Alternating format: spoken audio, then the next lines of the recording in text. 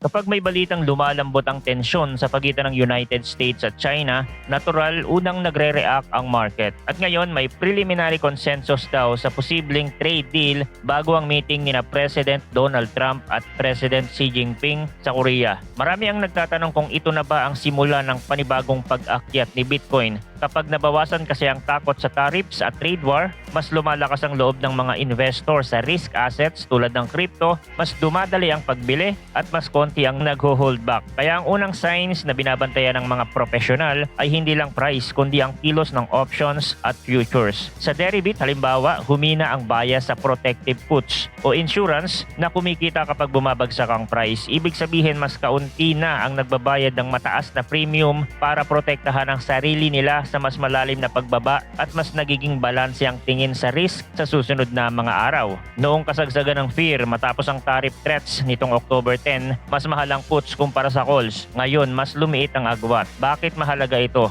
Dahil ang options ang nagpapakita ng tunay na damdamin ng pera na handang magbayad ngayon para sa posibleng mangyari bukas. Kung bumababa ang takot, mas madali sa price na umangat kapag dumating ang magandang balita mula sa politics o ekonomiya. Sa kabila nito, hindi ibig sabihin na biglang naging all clear ang larangan. Mula pa noong crash, pagkatapos ng October 10, mas marami pa ring galaw na bearish ang nakita. Maraming trader ang pumili ng tuwirang pagbili ng puts at mga spread na kumikita sa pagbaba. May mga sellers pa rin ng calls para kumita ng premium habang hindi pa umaakyat ng malaki ang price. Remember kung saan ang galing ang takot. Galing tayo sa mabilis na pagbagsak from 126,000 papuntang halos $105,000.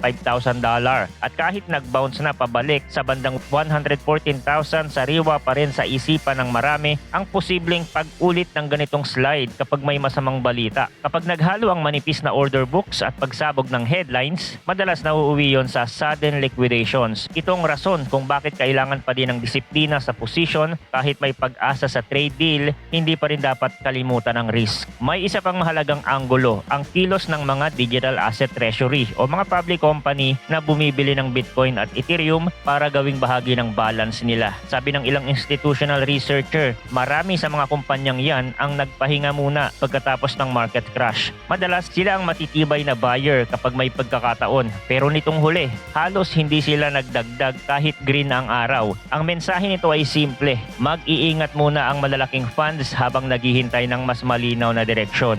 May notable na exemption sa Etherside dahil ang Bitmine Immersion Technologies daw ay agresibong namimili pa rin ng Ethereum. Pero kung huminto rin yon, pwedeng kumupas ang corporate bid na tumutulong humila pataas. Kaya para sa mga retail, ang ibig sabihin nito ay huwag iasa ang buong rebound sa institutional na bala dahil pwedeng tumagal ang pahinga nila hanggang sa matapos ang mga uncertainty sa macro at politics. Balikan natin ang nangyari nitong buwan para makita kung bakit sobrang sensitive ng lahat. Ang October na inaasahan ng marami bilang October ay naging roller coaster. Umabot sa new all-time high noong October 6 at pagkatapos ay sumalpok, sumunod ang liquidation cascade. Maraming exchange ang nataranta sa bilis ng galaw at umabot ng mahigit $19 billion ang nasunog sa derivatives position sa isang bugso. Ang price ay nag-range mula sa 126,000 pababa sa 107,000.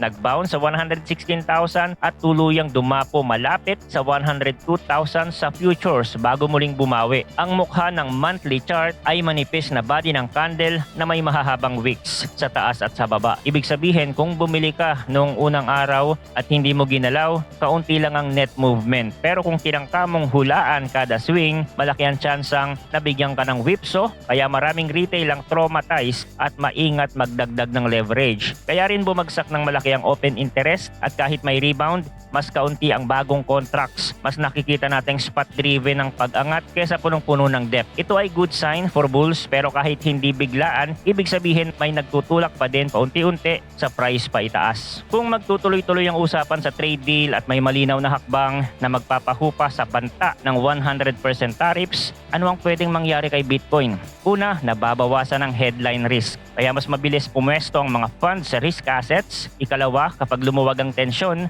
bumababa rin ang pangamba sa supply chain at sa gastos ng mga kumpanya na pwedeng magtulak sa stock market na gumanda. Tradisyonal na sabay na tumataas ang gana sa crypto kapag risk on ang equities. Ikatlo, naiiba ang mood ng options kapag napatunayan na hindi madudugtungan ang bad news. Kapag lalong committed ang premium ng puts kumpara sa calls at bumalik ang demand sa upside exposure, mas lumalakas ang force na nagtutulak sa price paitaas. Pero hindi ito guarantee. May mga kondisyon pa rin na kailangan bantayan. Halimbawa, kung babalik ang balita ng mas mahigpit na hakbang sa trade o biglang magkaroon ng hawkish na pahayag sa rate cuts, pwede muling numipis ang order books at bumalik ang sunod-sunod na liquidation. Price action update naman tayo dito kay Bitcoin sa daily. Merong attempt of recovery si BTC pero failed pa din basagin ang previous swing high. Although nag-form siya ng higher low formation na nangangahulugan pa din yan ng neutral price action kasi para masabi natin na may convincing trend na nabuo, dapat makakita tayo ng higher high. In this case, walang higher high, nandito pa din siya sa gitna at pwede itong mauwi